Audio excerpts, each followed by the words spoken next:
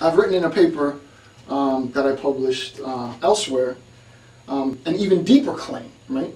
And the even deeper claim is that for Judeo-Christians, both male and female, in the baptismal practice, right? And the baptismal practice is much deeper than just surnames, because in baptism,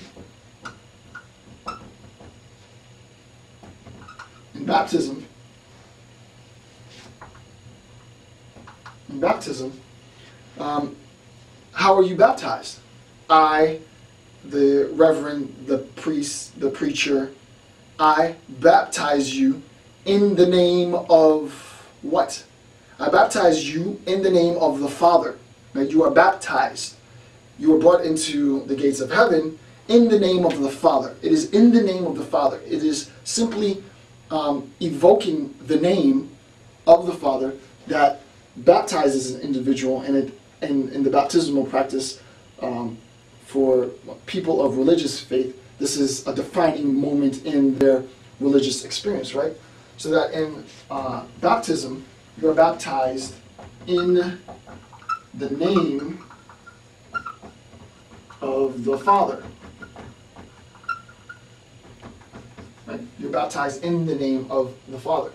So that there's subjugation, and that the very existence of a woman is defined by a man, right? In terms of her surname, either her father or her husband, but also for women who are and have religious belief, their entry into the afterlife is contingent on this baptismal practice, which evokes the name of the Father. Right? It is in evoking that name that entry into the gates of heaven, into afterlife, into salvation is possible.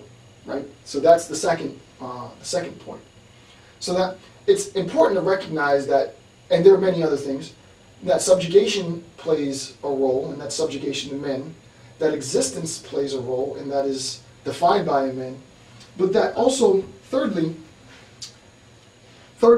and I'll end on this section of the discussion with this point, that since a woman's identity is defined by a man, and since men occupy the public sphere, then in relationship to this idea of identity, the only thing that a woman really then, arguably, some feminists argue, is capable of is, under this account, servitude. Servitude. Servitude to men, servitude to the home, servitude to her children, servitude to her grandchildren, and so on, right? That a woman's life becomes defined by, right? Becomes defined by servitude, right? If the argument is that politics, negotiations, the attempt to amass wealth, economic endeavors all take place within the public sector, and the public sector is a sphere for men, and since nurturing, raising takes place in the private sector, a sphere for women, then it is the case that women serve the needs of the home. Right? Women serve the needs of the home. Again, I'm not saying it's a bad thing. I'm not saying that this thing is a good thing. I'm just saying that as far as feminist critique and criticism and analysis of patriarchy go, the three key points that you'll see in most feminist texts is that women are subjugated, women's existence is defined by men, and that women are understood in terms of and defined by their ability to serve both men and their children or other people's children. Right? So that's a very important thing to understand. The last thing that we need to recognize then,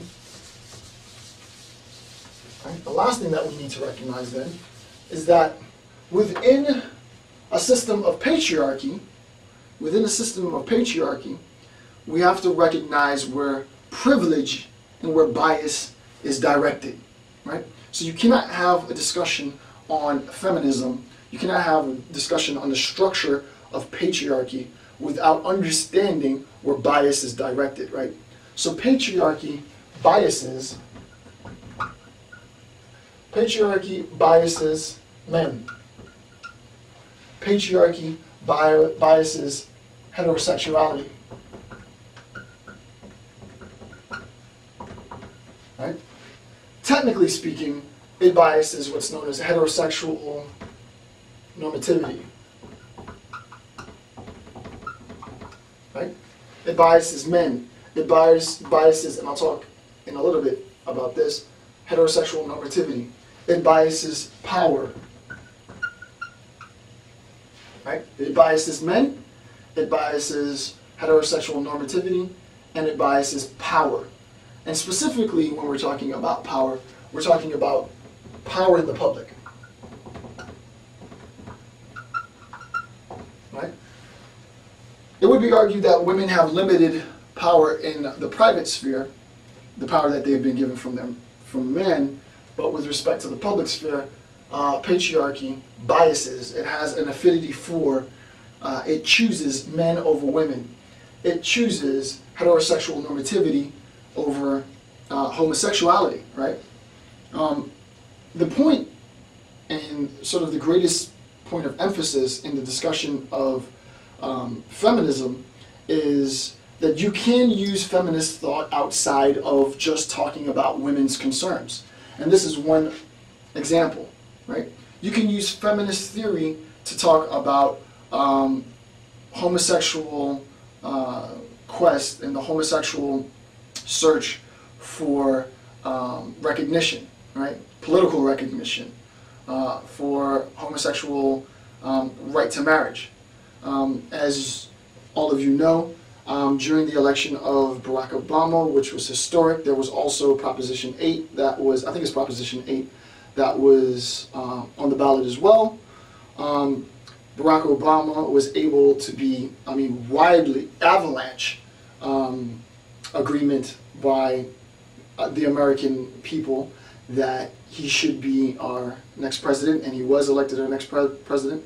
And Prop 8, it wasn't even close, right? And Proposition 8, if I remember correctly, was an attempt to legitimize and legalize homosexual marriages, right?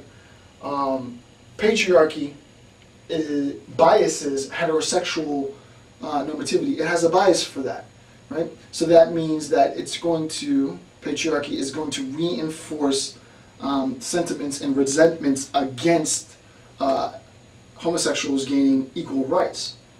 You can use a feminist theory to argue for why that is moral or immoral, just or unjust, legal or illegal, right? So that feminist theory isn't just relegated to talking about women's rights and women's needs.